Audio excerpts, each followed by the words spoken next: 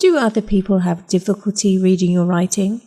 We have 6 tips on how to improve it. 1. Seating position. Have you ever tried writing on the floor while sitting on your knees?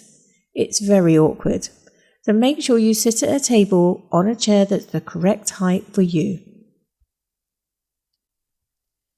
2. Paper position. Do your letters all sit on the line? If not, try having your paper slanted to the right if you're right-handed, or slanted to the left if you're left-handed.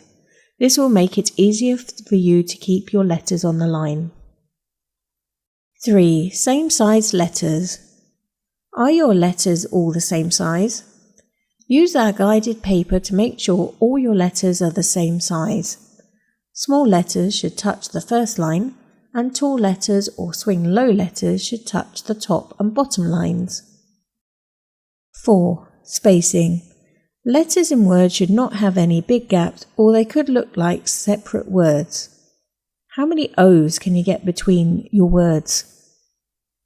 Leave enough space for one letter O between words, or use a lolly stick after your words to help with your spacing.